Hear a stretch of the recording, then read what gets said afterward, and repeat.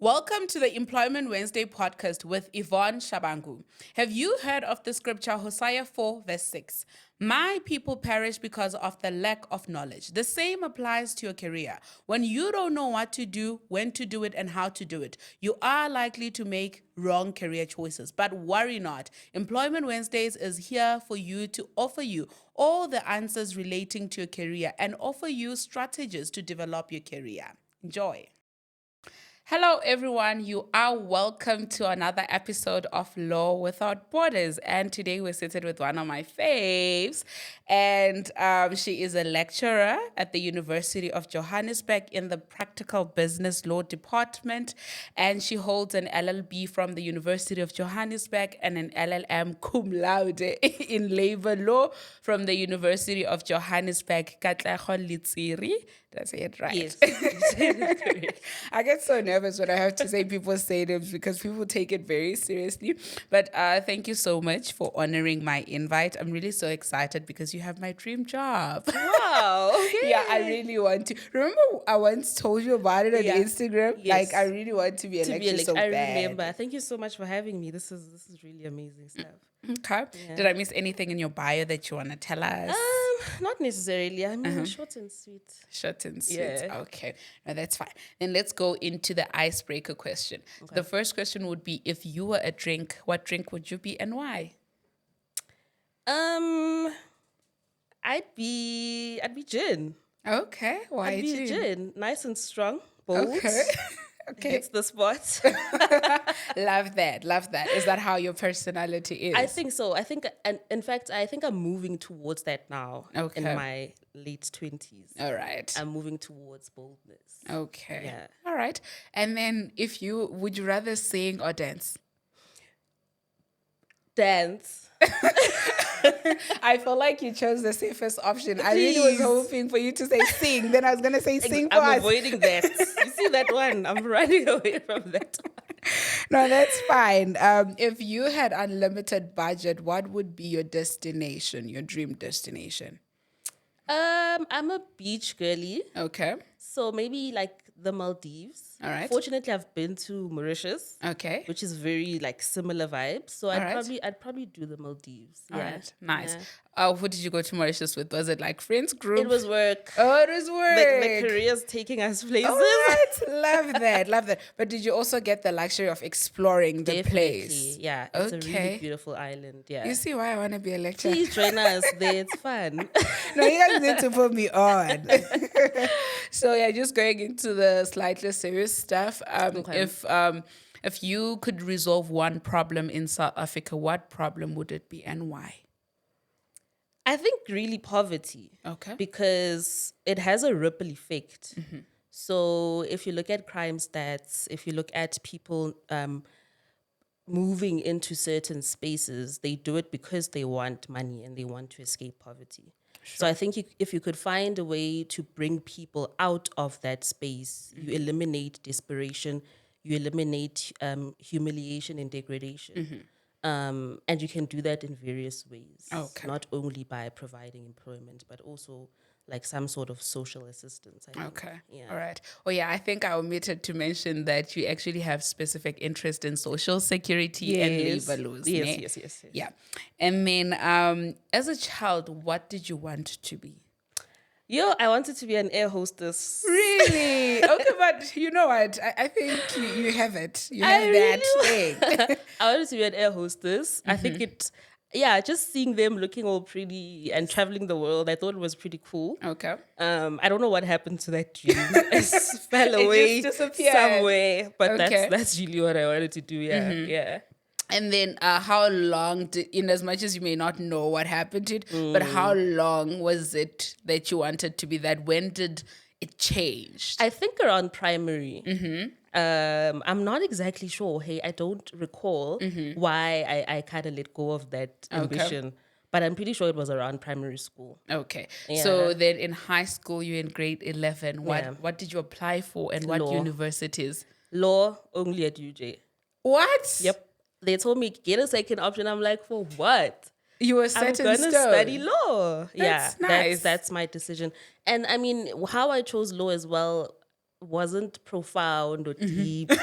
I think the problem that I have with many lawyers, and I think it's a lawyer thing, Yeah. they all say, I think society wants us to have a deep reasoning behind studying the law. Like I had this great passion. Yeah. I wanted to change the Yeah. world. Yeah. But if you check, one of the greatest lawyers will tell you that it wasn't deep. Like, Honestly, it really wasn't profound. Like, I had a friend in high school. Her sister worked at a law firm. I think in the admin side of things. So she would always tell us stories about what the lawyers get up to. You know? Sure. And I thought, hey, that seems cool. I could do that. sure. That was it. And you did it for vibes.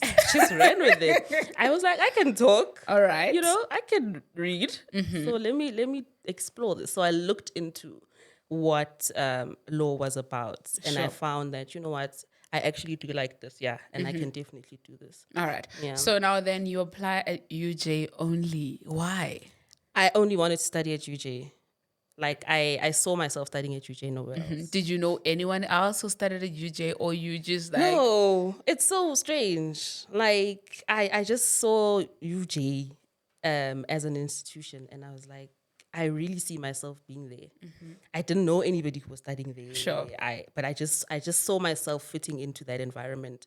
And I didn't know I'd work there one day Yes, too. because I was about to say that people should note that this is not a paid promo, by the way. It's not paid. UJ is not paying for this UJ is not podcast or paying us, paying her guys. to say such things. But I really love that. And I can attest to the fact that after studying at UJ, I would do it over and over again. It is such an inclusive institution. Diverse, Yeah. vibrant. Yeah, it's so amazing. And like if you're doing well in your studies, you become a tutor. They get paid well there, compared to other faculties. It's really a nice space to be in. Yeah. Okay, so now you apply for UJ alone. Didn't you have some sort of nerves to say, what if I don't go through? Or were you sure in yourself that, you know what, we're going big or going home? Yep. I was so sure. Like I could literally feel it in my bones that I'm gonna study at UJ, and the law faculty will take me. Like that's why I'm saying, when you apply though, you are encouraged to have a second option. Yes, that's true. They want you to have that second option, and I think I chose something like public management and governance. And I'm sure there's something that you had no interest in. I had no interest. I didn't know what was going on. I was like, if law doesn't take me, I'll find out what public management governance is when I get there. Wow. Love Yeah, that. yeah. It's so funny. I chose a second option, but technically it's like I didn't have any. So my first option was an LLB. Okay. And then my second option was an LLM, but I didn't know what an LLM is. Okay. Yeah, so I think I picked LLM in indigenous law. So I just applied. Then I got a rejection for that quickly. And I was so hurt. I was so hurt. I remember crying about it. I didn't know. Then later on, I found out that you can't do an LLM. postgraduate. Yeah, you can't do an LLM. But That's after getting my adorable. LLM, I'm like, it's almost as if I spoke it into existence. You know what I mean? You were already there. Yes, my mind was already across. Yeah. So now, okay, you didn't have any problems, waiting list. It was just straight.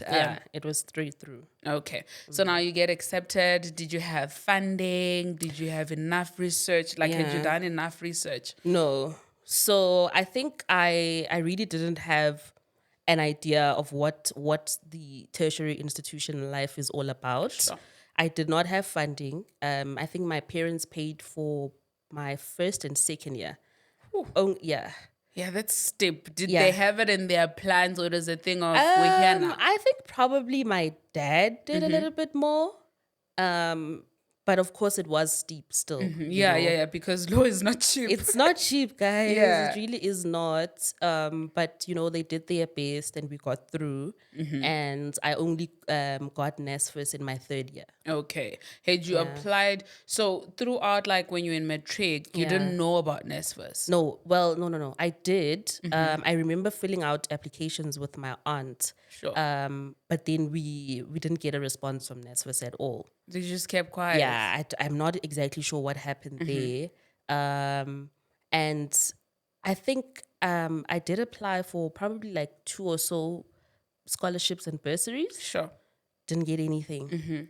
And that's when my parents just, stepped up and said, we're going to just pay this. A special shout out to your parents. Yeah, thank you to them. Like, Yeah. honestly, yeah. Okay. Yeah. And then NSFAS then responds to you in your third NSFAS, I year. apply again in third year. You had to go through that whole process of...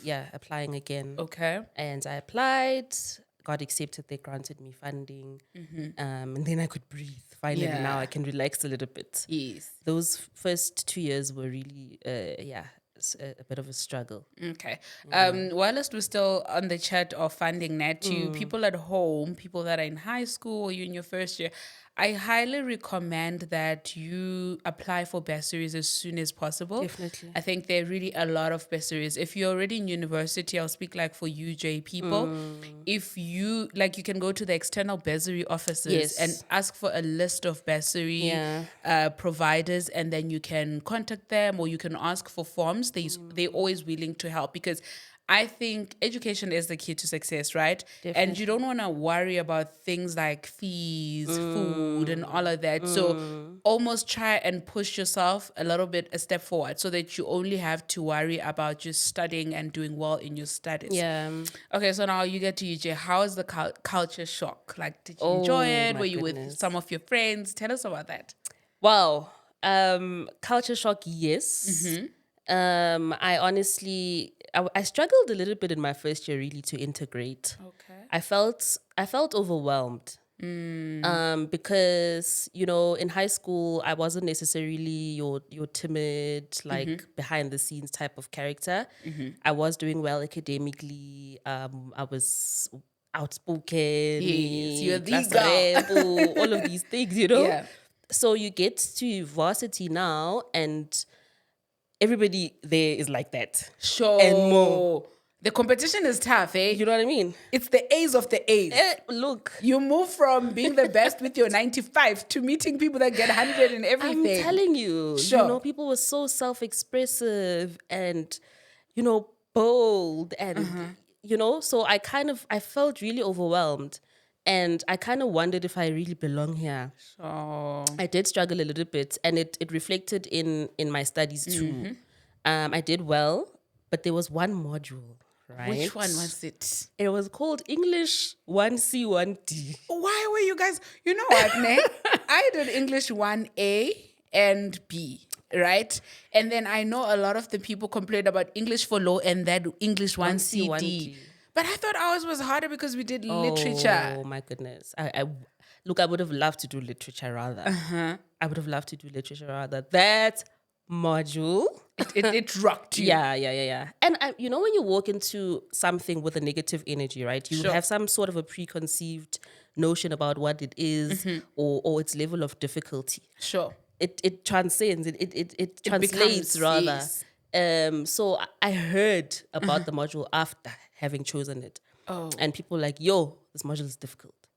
So I took that, internalized it. Yes. And look, it translated. And I'm sure you just so stars Yeah. because now you're running around with that attitude of saying things are the module is difficult. Yeah, I got there and I had to write a sub for that module.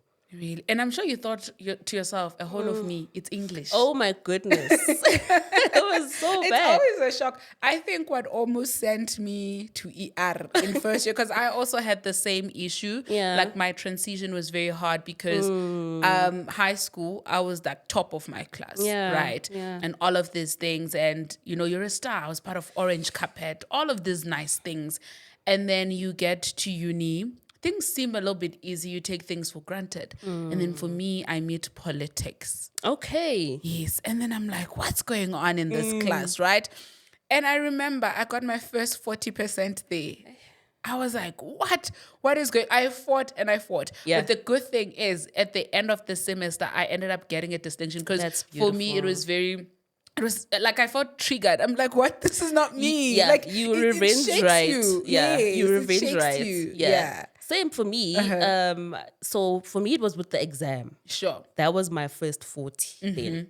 So I qualified then to write the sub. Yes. I find out the day before the sub that I'm writing tomorrow. What? Right?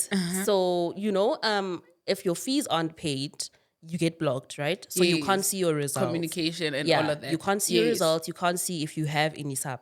So the only way we could do that was to check the timetable. because Oh, then you it had would be access. there. Yeah. So if your timetable was still clean, you're good. Then it means you good. If you have something there, you have to go right. Sure. So the day before, I get this feeling, man. Check your timetable.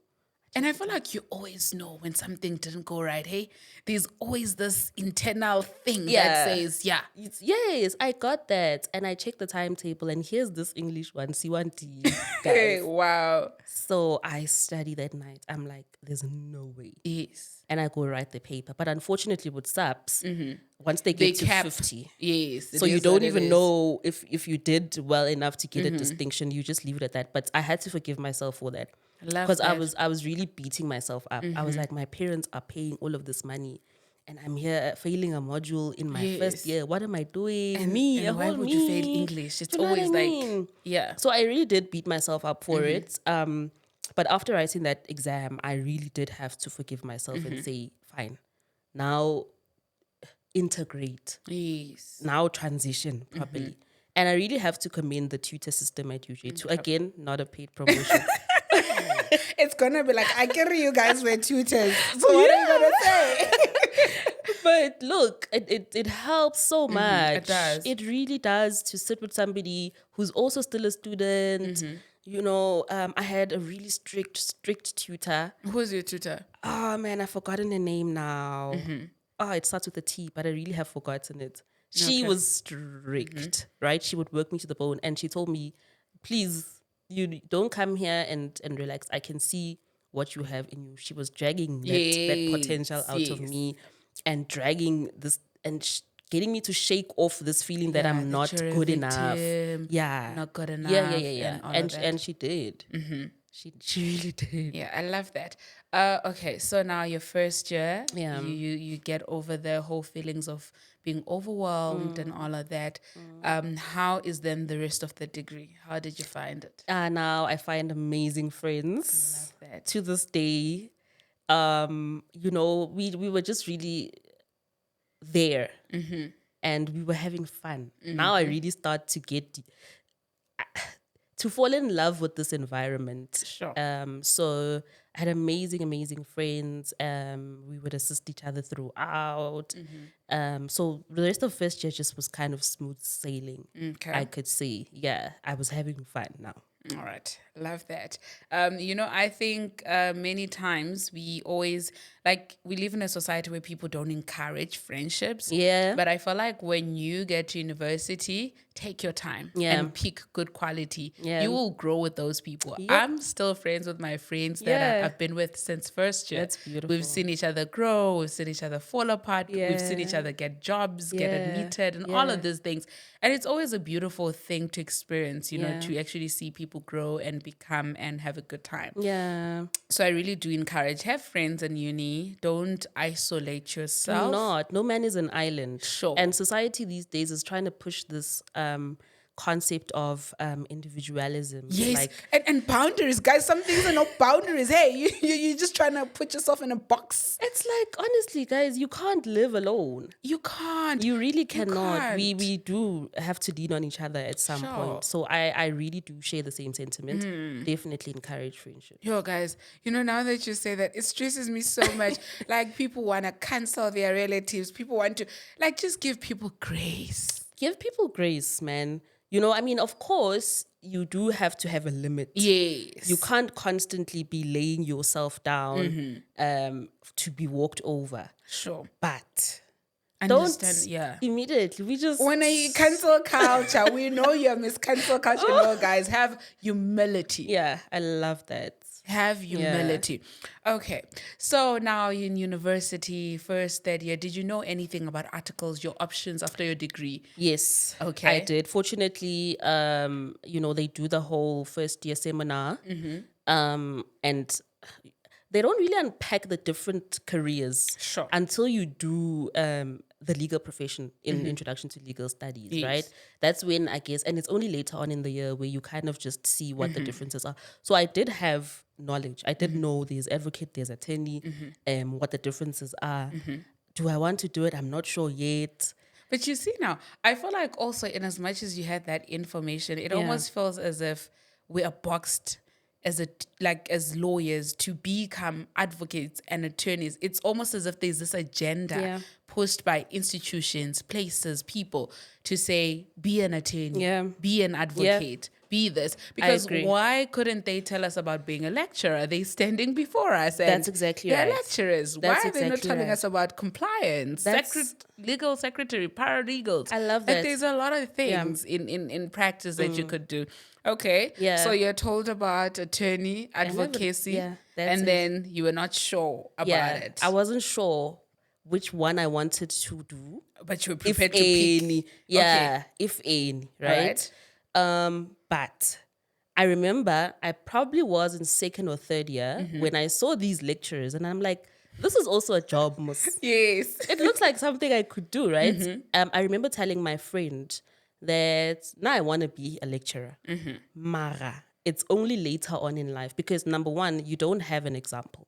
There is no young black female who's a lecturer. There was only one. And she came in as a guest lecturer in our first year, right? So you're not, there's no person who looks like you, who you can use an example to say, I can do this too.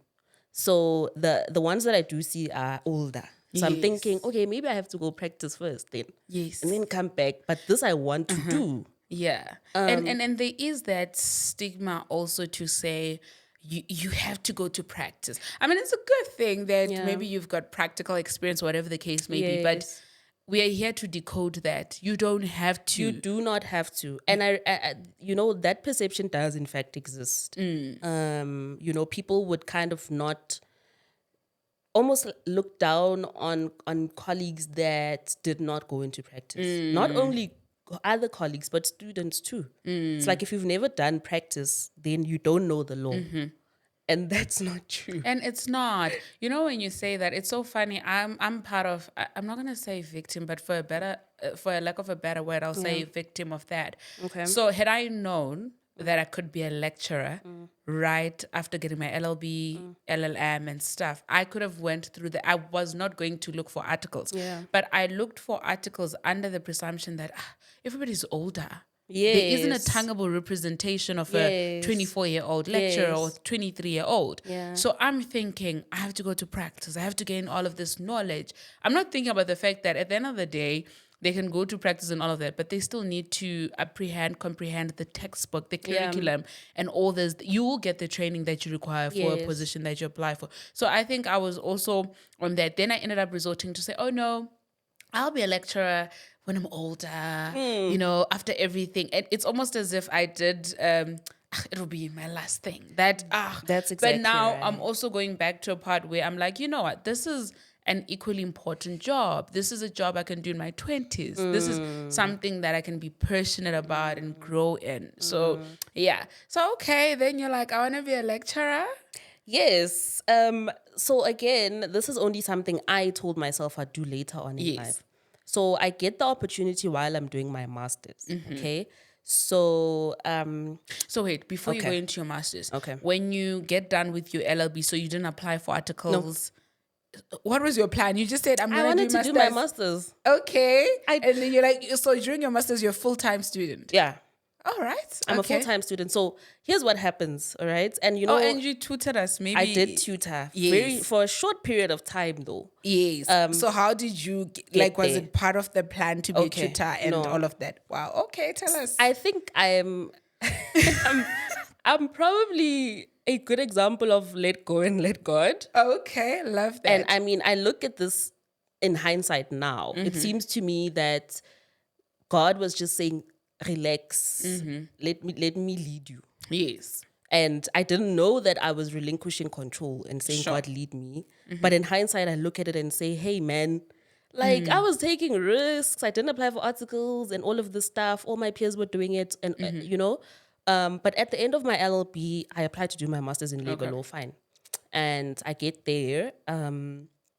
After registering, one of the faculty officers looks at my academic record. She says, hi, you should be a tutor, Muswena. Okay. Out of the blue. Yeah. She hands me forms. She's like, apply for tutorship, apply for, I think it was library assistant or something of that nature. I'm like, okay. So post that, you had never applied for any of those vacancies? I did not have the confidence. Wow. in my undergrad, I had extreme self-confidence issues. And this is somebody who was really confident in high school, get to varsity, I am overwhelmed. I don't feel like I can compete with. Sense of belonging. Yeah, I don't feel like I possess what my peers possess to be tutors and to do all of these roles. Sure. I would convince myself not to apply and say, you're going to get rejected. It's extremely horrible. You know what's funny, ne? And now that you say, I remember you actually did tutor us briefly. I think I was in my final year for labor.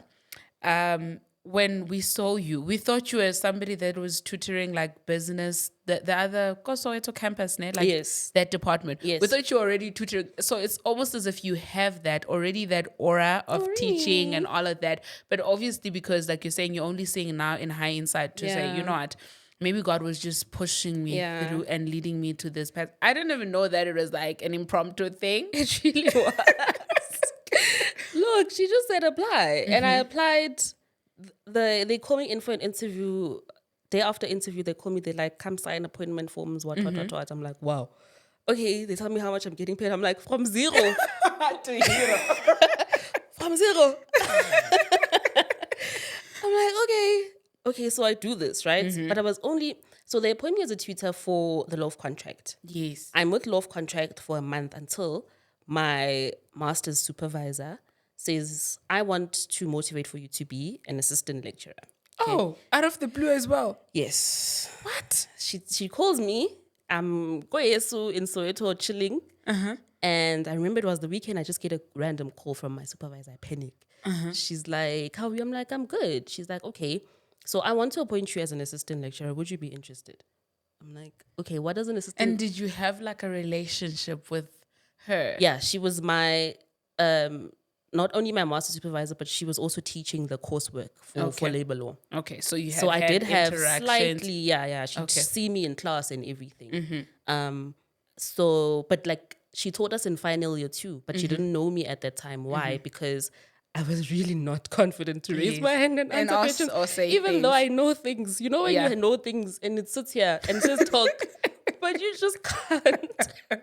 You know what it feels like? Also, it feels like because you've been holding on for so long, then God sends you into the lion's den, like having to lecture hundreds and hundreds and all of that. Yeah, it's like you've been quiet. Please Sure. talk now. Yes, Show people. To speak. So you get this call. So, and I'm like, definitely, I'll do it.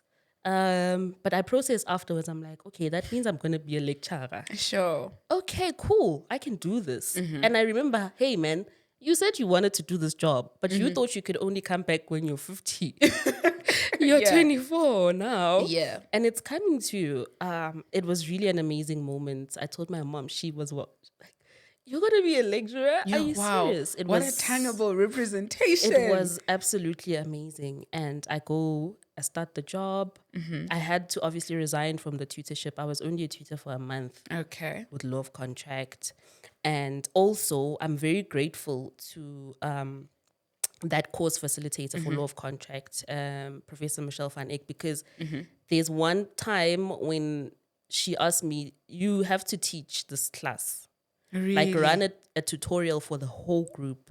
Okay. And law of contract is a huge module. Yes. Like you have tons and tons of students in there. So that was my first time standing in front of a huge group of students. Yeah. And afterwards, she's like, you've never done this before? I'm like, you're no. Natural. So that was my first exposure, and it allowed me to find my groove. Sure. What type of a lecturer I want to be. And then I left that module, and then I started being an assistant lecturer. But the thing is, you can't exactly teach before, or rather until you get your master's. So remember, they appointed me while I was doing my master's. Yes. So at that time, I didn't start the actual lecturing until the following year. Okay. And yeah, that's when the journey started. All right. So you did your master's for 1 year. Yes, my master's was in labor law coursework. So it is a year. Okay. Yeah. And then what motivated you to do labor law as opposed to any other master's? Yeah. This one is a little profound now. Okay, is a naina. I remember my aunt was working at this company, right? Yes. So it was outsourced, I think, by Metro Rail. So they were cleaners there. And the working conditions were insanely horrible. So every time she'd come back from work, she'd, relay the stories. We have to use these extreme chemicals. We're not getting PPE. We're not getting any gloves. We're not getting anything. Sure. Sometimes they get paid, sometimes they don't. Ooh. Sometimes they get 50% of the salary, sometimes they get the entire salary. So I remember getting this burning sensation, like, what? There's no way. There has to be something in law that speaks about this. And that can protect this yes, people. the workers. At the time, I didn't know it was called labor law. Yeah. But I knew my interest was sparked at that time. So I get to final year, and here's Professor Fori. And she'll tell you, labor law is amazing. And she is also amazing at teaching it. Oh my goodness. So imagine you already have this feeling or that thought back then to say, man, there has to be an answer for this problem. And now you get exposed to it. But the person who's exposing you to that branch of law is extremely passionate about it. She is passionate. Ooh. She's extremely passionate about it, and she teaches her soul. Oh my goodness. Yeah, she is very passionate. So I was like, I found it. This is it. This is it. That's how I knew, okay, I'm going to go do labor law as a master's. No, it's actually very profound, and it's crazy because we still have these issues in South Africa. Yeah. We still have a lot of labor issues. Yeah. So I work for Legal Wise, right? Okay. And then a big part of our clientele is people from previously disadvantaged groups, and many people have these issues where employers don't pay them, or pay them at their own time, or pay them half, a quarter, 75%. Yeah. And I remember this one time I was heartbroken when somebody said they get paid 3.5, but their employer still does not want to pay the full 3.5. And in my head, I'm like, firstly, can you see the economy? Secondly, how is a person supposed to survive on 3.5 in South Africa? And this person was talking about, oh my God, my kids are not going to school. I don't know what to do. I'm like, this person needs to look after a family. My goodness. With On 3.5. that 3.5. And you still want to cut their salary, make it make sense. I mean, you get people who don't even, there's minimum wage. And it really is minimum. And it's quite low. I really think, and this is a personal opinion, I really think they need to revise that. And we may not be in a good economic space for it to go up. But I think the minimum wage in our country is it's wild. Really it doesn't low. match the lifestyle. It really is low. And I mean, you need to weigh it against the price of life. Yes. Like you look at the food basket, a simple food basket now. Yes. And you look at how much it costs to get bread, to get maize meal, to get rice, to Basics. get chicken. These are your basics. And then you weigh it against the minimum wage. And you're not saying people should only buy food with that money. It's supposed to sustain their entire... Imagine. And when you look at it, they end up just buying food. How are they supposed to get to work? Yeah. How are they, their upkeep? How are they supposed to look after themselves? It really is, it's bad. Yeah, it's so sad, man. Okay, so now you assisting. What was your job like as an assistant lecturer? What did you do? And also, is it a thing? Or it was almost like God's favorite kid type of thing? No, it is a thing. No, so God does have faves where positions are created for certain individuals because they are excellent. I see that. Not in this case, though.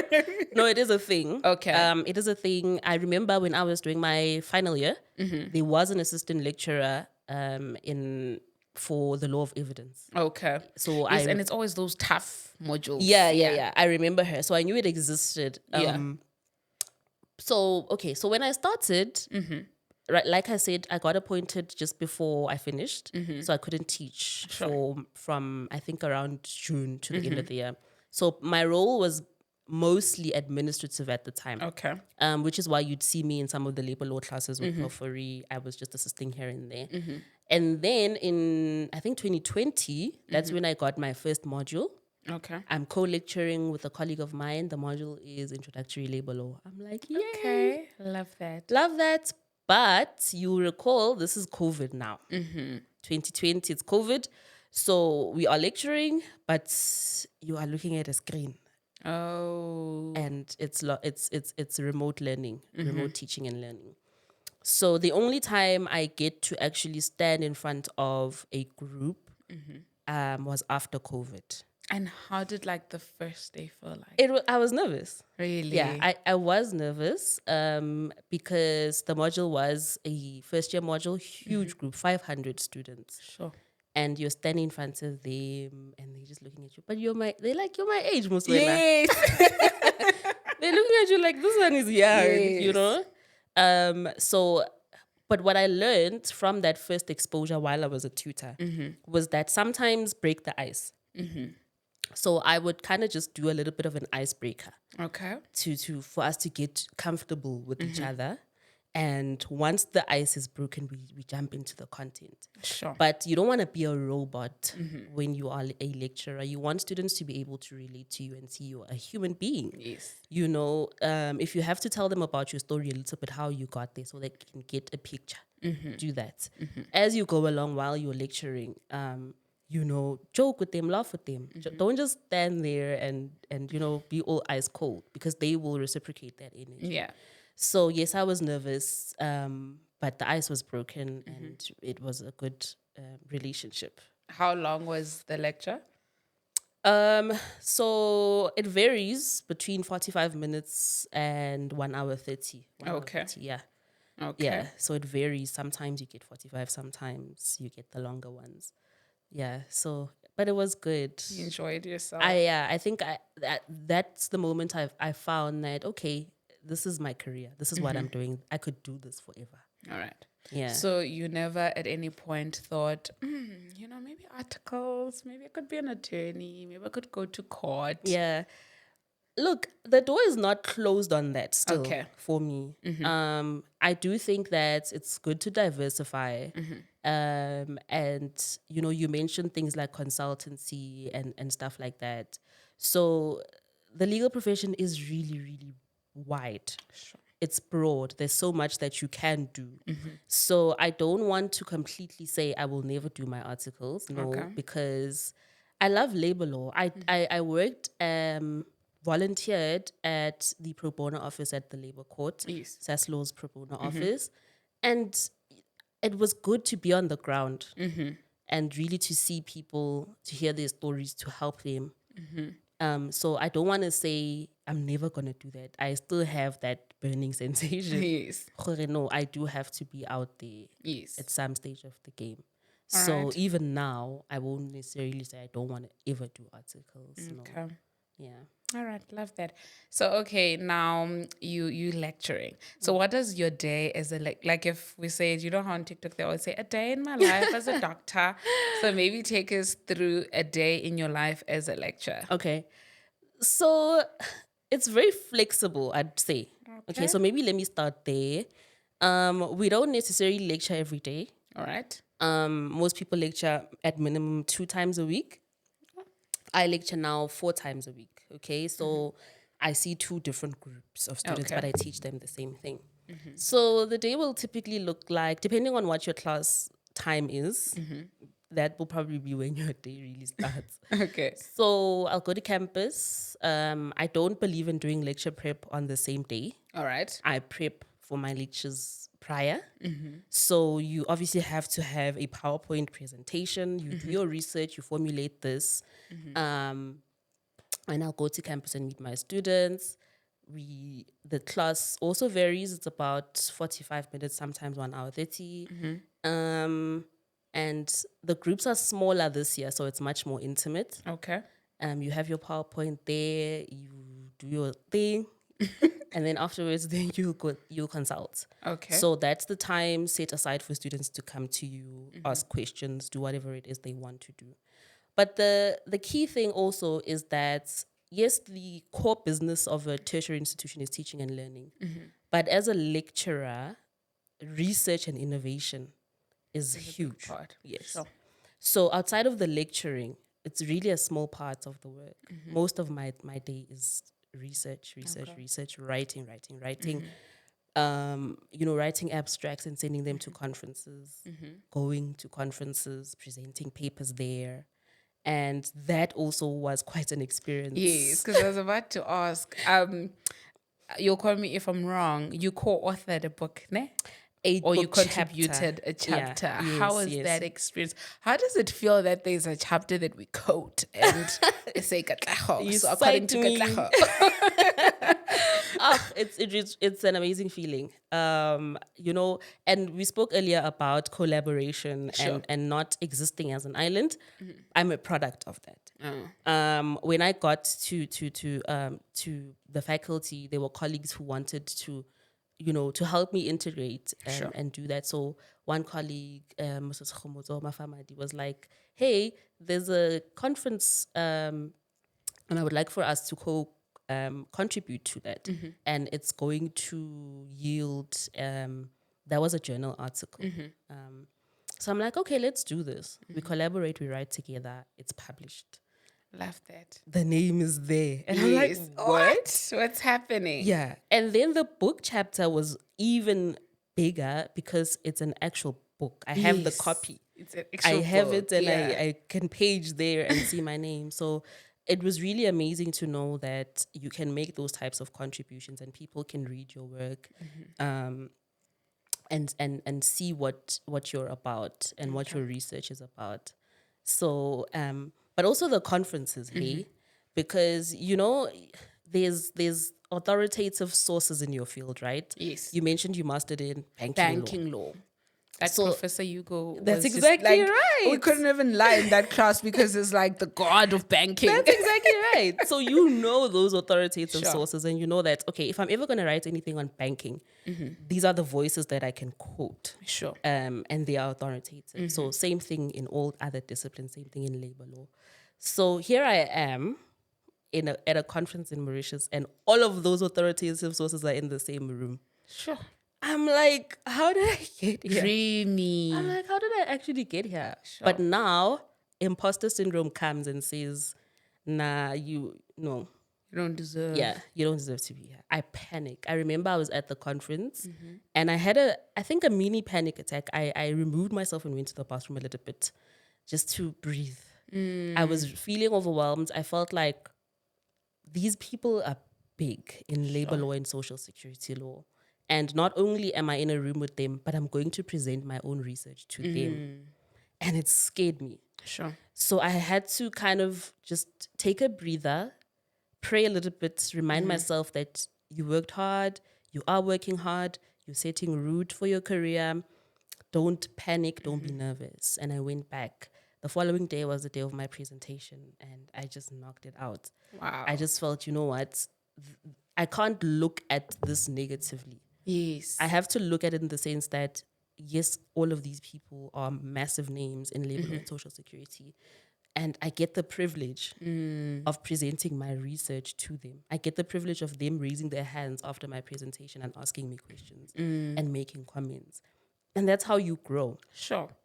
So, so the day in the life, lecturing is a huge part of it, but it really, it's not all of it. Yes. The research and innovation is And the conferences. The conference. So you guys travel for free. We travel. We travel there. So do you guys like get allowances when you travel? Yeah. So basically you get a fund. Let's say it's not really for free, hey? Actually, you're working for it. Okay. Because when you publish, you'll get incentivized for those publications. Okay. And that money will go into your trust fund. That's what you use then You to use to register for travel and conferences and stuff. travel for it. Yeah. But what if your publications, it's not make sure? If it's not, make sure you When you're get. sitting down, you're not going. Yeah, you're not going. Or you'll Okay. be subsidized. All right. By the faculty. Like, for instance, the law teachers conference that was in Sun City earlier. I was presenting there. The faculty will subsidize and send everybody because it is a law teachers conference. We're going to present papers. We're going to publish. So publications will come out of those things too. Okay. Yeah. Love that. And then the marking. Oh my gosh. You missed the biggest part of your Oh job. my goodness. I do not like the marking part. Why? Because it's a mundane task. Yeah. Let's call it that. You're sitting and you're reading the same thing over and over again, possibly, if they know what they are writing. Yeah. So yeah, it's not fun, but it's a key part of the job. You have to do it, and you have to do it well, because you have people's futures in your hands like this. Yeah. You can't be unnecessarily strict is what I've taught myself. When you start, you want to be strict. You have this authority. I'm the lecturer. Yes. You know? But then I'm like, no, wait. This strictness it's okay, but it must be limited. Yes. So when you're marking, you don't want to be unnecessarily strict. But then, of course, you don't want to compromise the integrity of the qualification. Yes. So you can't now issue free marks for nothing. Students have to have worked for this qualification, and it needs to meet the standards. Otherwise, we're not sending the right people out there into practice if that's where they're going. Or into academia if they want to stay. Yeah. So big part of the job, not fun, but we do it with integrity. I love that. So I know you may have answered this indirectly, but what type of a lecturer are you? Are you the strict or strict cool mom? Are you the sweet one? When you walk in, do your students go like, "Hey, Ufiki, let's do things right"? What's A little bit of both. Okay. Or rather all three. Okay. I do have a level of strictness. You really have to do that. Sometimes students will climb on top of your head and dance. Sure. So strictness is necessary, but because of my personality, I like to laugh and have fun. So I bring that into my lectures too. Okay. We make jokes, we laugh, but I make sure when it's time to work, we really work. Okay. If students are not performing, I am going to find out from you what is going on. Do you call them out? Are you like the hands-on lecturer? Like, Yeah. let's email the student. Yeah, I do call them out. These students, and it's better now because of the intimacy of my Group. groups.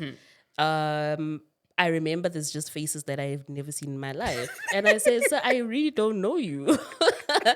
I don't know you. I've never seen you before. So it's that type of a relationship. I really encourage them deeply. And we do module and teacher evaluations where students will say what type or how they feel about the module you know about these ones, right? So the comments I get are usually that she's always on time.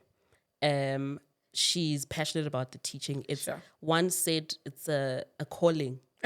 Love that. And I was like, wow, that's amazing. So those are the types of comments that I get, that I'm very interactive. I want them to speak, talk to me. Yes. I don't treat it as me standing there and sort of just giving you information. Yes. Like, make it a conversation. So my classes are very conversational. That's the type of lecturer I'd say I am. You interact a lot. I interact a lot. So you don't get to class and say chapter 1 and then you read chapter 1. No. That's because I was a student. I know what I liked as a student too. And like, you're also still like young and fresh, so you know what worked and what didn't work for you as well. Yes. You know, like, now that you speak about being interactive, I actually miss Dr. Foure's classes because she had these cute little stories and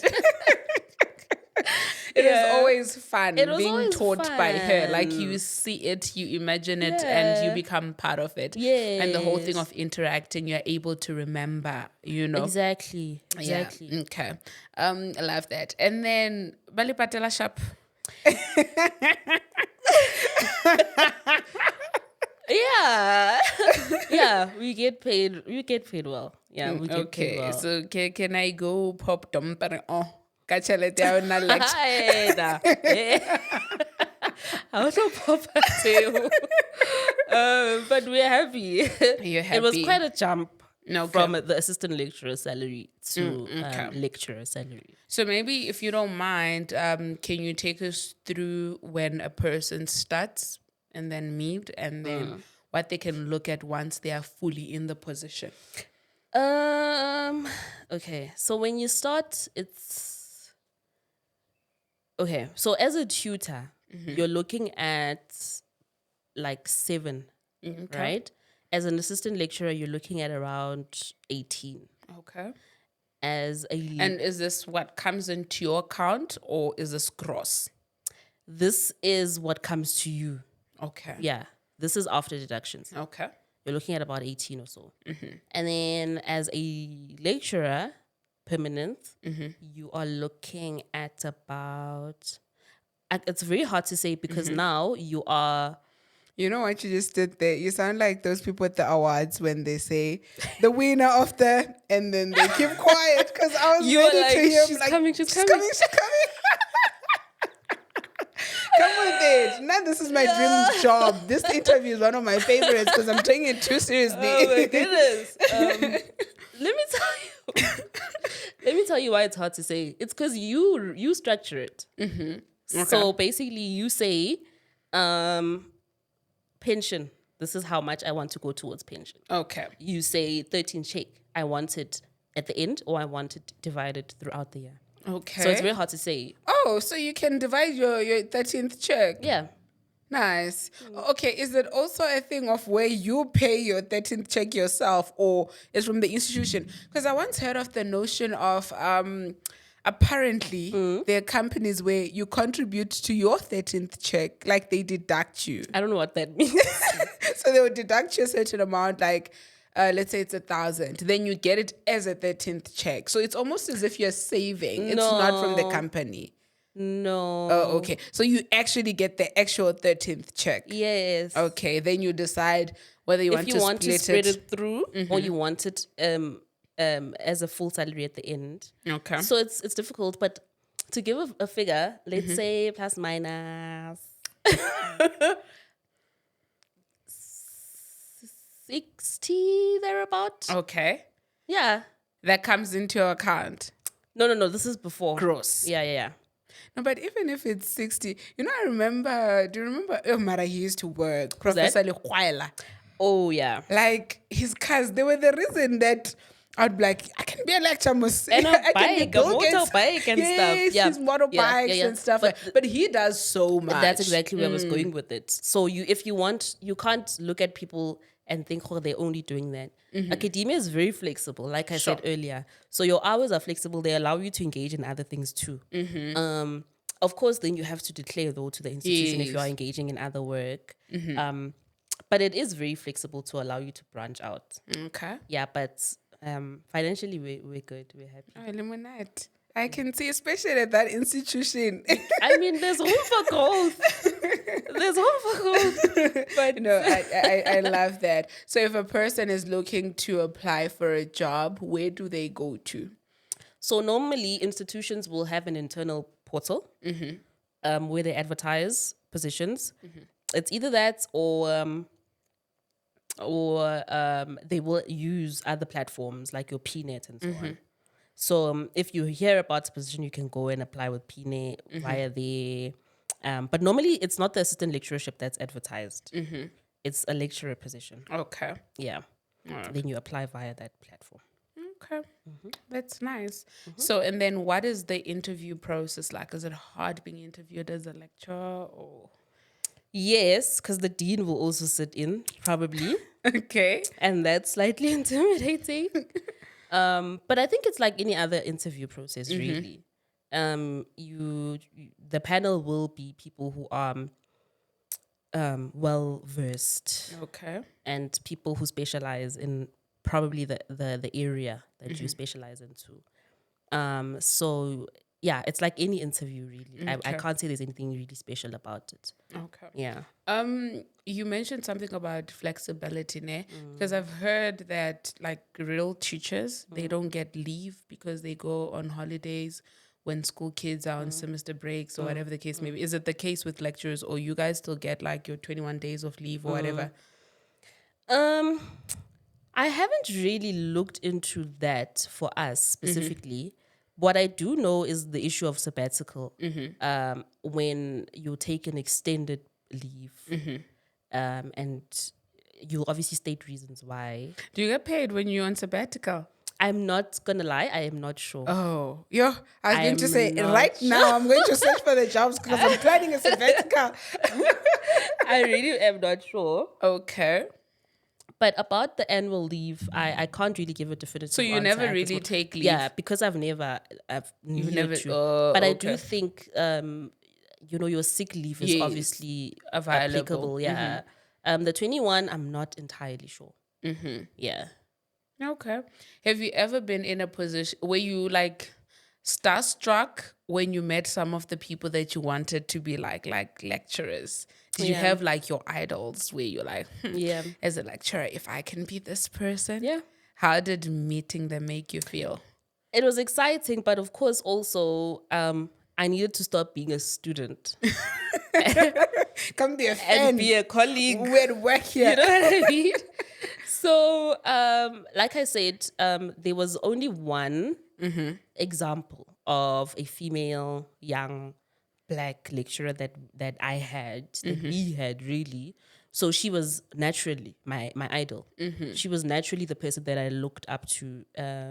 Again. Yes. So I would just, at the time she was still Mukwena, and I would always say, "Morning, Mus Mukwena," and she's like, "Please stop, please just call me by my name. We're Yes, colleagues, we're colleagues now." So it takes a while, and also it's out of respect too that I'll address certain colleagues by doctor such and such, Yes. prof such and such. I don't want to seem disrespectful. Yes. Yeah. So No, I was a little starstruck in the beginning. Okay, I love that. And then do you have any plans? Oh, okay. Also, Ngati, I omitted a lot of things. Did I mention that you're a doctorate candidate? Oh yeah, we don't talk about my doctorate yet. Yes. Yes, I So, am. how have you been finding that experience doing your PhD? Yeah, And yeah. it's been challenging in its own right. I think I should mention this to anybody who wants to venture into academia. There's flexibility, yes, but it requires a substantial amount of discipline Yes. because you don't constantly have somebody, asking you to meet targets, maybe daily targets, weekly targets. So you kind of in your corner. So you need discipline. It's the same thing with postgraduate studies like your PhD. You need discipline. Sure. You need to find a way to still lecture, still do everything that's required on that side, but not let the research aspect suffer. Okay. So I think in the beginning, it was really difficult for me to find that balance. My lecturership duties were really almost overtaking the research aspect. So I would not be writing as much as I should have been. Sure. So in hindsight, I look and I think, hey man, I think I didn't manage my time properly and I wasted some time there. Sure. But my PhD is based on social protection for informal traders. So my interest in labor law and social protection is from that aspect of workers who currently don't have any protection. And informal workers do not. They're not recognized as employees, so they will not find protection in your Labor Relations Act, BCA, nothing. So the fact that I really am passionate about those workers is what drives me to write this PhD and finish it. So sometimes it gets lonely. Again, you don't constantly have somebody asking you to meet Yes. targets. You will speak to your supervisor here and there. She'll say, I want the chapter by this time. I want the chapter by this time. How far are you doing? And so on and so forth. So it can be a bit of a lonely journey. And that loneliness will kind of lead you to be fatigued a little bit of it. Yeah. And not do the work. And then you fall behind. Yeah. So I would say kind of for anybody who wants to pursue a PhD, do it in something you're really interested in. Sure. Because the fatigue will come. That much I can tell. Yeah. The fatigue will come. Maybe sometimes you'll feel a little bit disinterested. But if it's something that you love, that fatigue and disinterest is only temporary. It will definitely fall away. Sure. So yeah, that's been the journey. And I'm hoping to submit soon this year. Okay, are you going to finish it this year? I'm finishing How it this many year. years have you been at it? So I registered in 2020, so this is year 4. Okay. Yeah, it is, you get 3 to 5 years. All right. Yeah. And that's good. Are you doing it because that was part of the plan, or it's part of the requirements? It's part of the requirements. It's an inherent requirement of the Unfortunately. job. It's an inherent requirement of the job. Okay. You know, you have to have that level of qualification. Okay. Yeah. So, can you please quickly take us through the requirements of making lecturer? Okay. Yeah, maybe the basics ones. Okay. Yeah. So, you obviously need a master's. You need a PhD or be registered in doing a PhD. Okay. At lecturer level, they don't really look at your research and publication yet. So like I said, research and innovation is a key element of any higher learning institution. So publications are your KPIs, they're your Okay. targets. Okay. But at lecturer level, they're not looking at that. At minimum, if they are, it would be probably like 1-2 publications. Okay. Yeah. At minimum, that's really what I would say. A master's, a PhD, or registered to do a PhD, and some publications. Okay. Do you need to have some sort of lecturing, tutoring experience? Yeah, that's really of benefit, which is Okay. why transitioning from assistant lecturer to lecturer was always, I don't want to say easy, but it was, for lack of a better term, let's say the easier route, Okay. because I was already doing the job Okay. and I had already published. So right. now I just kind of move towards the permanence. Okay. And then my last question, they seems to, from my experience, right, transitioning from university into the workplace, it was so hard. It almost felt as if I had wasted 4 years of my life doing the LLB because there's so much learning we needed to do. Do you think there's a gap between university and the workplace? And if there is, how do you think we can rectify that? I do think that the gap exists. There were certain things that I also, when you start a particular module, at the end of it, you kind of do a checklist and see what did I achieve this or whatever I thought I was going to learn, did I? And some modules I found at the end that, no, but I didn't learn this and I thought this was a key aspect of this particular module. And this is where, and really from a legal profession perspective, this is where, the procedural modules play a key role. Your civil procedure, your applied legal studies, and your law clinic. So, and I think when I sent you the bio, I also mentioned that another research interest of mine is artificial intelligence in legal education. The fact of the matter is that the world of work is changing. So we constantly have to make sure that what we teach aligns with what's happening out there. That's one of the things that I think are a key solution. Being cognizant of what's happening in practice, being cognizant of what workplaces require, and making sure to equip students with those tools so that when they get there, they don't suffer. So that when they get there, they are not starting over, like you said. You felt like you wasted 4 years and you paid a lot of money for those 4 years. So constantly integrating and aligning is necessary. And updating the curriculum. Updating curriculum. So one of the arguments I make in that research about AI is that I even taught this to my first year students. I gave them like an analogy, right? I used ChatGPT and another AI developed by one of the firms in South Africa. And I asked these AIs questions that were assignments when I was a student. So draft a legal memorandum. I asked ChatGPT, did it in seconds. And you look at that memo, it's stellar. Okay? The other AI, I asked to write a letter of demand. This was also an assignment when I was a student. That AI does it in seconds too. So it's like, okay, you can't ask students now to write a letter of demand because when they get out there, they're gonna get it. It's like also having to memorize pleadings. And when you get out there, there's templates of pleadings. Sure. Do you know what I mean? It's like you're wasting time. You're wasting time. So let's focus on the more cognitive stuff. Okay. The things that challenge people's thinking. Okay. As opposed to having people do the mundane things that technology can do. Okay. So I do think that's something. All right. I love that. Thank you so much for the answer. And unfortunately, we've come to the end of this episode. It felt very, very, very short. Thank you so much for honoring my invite.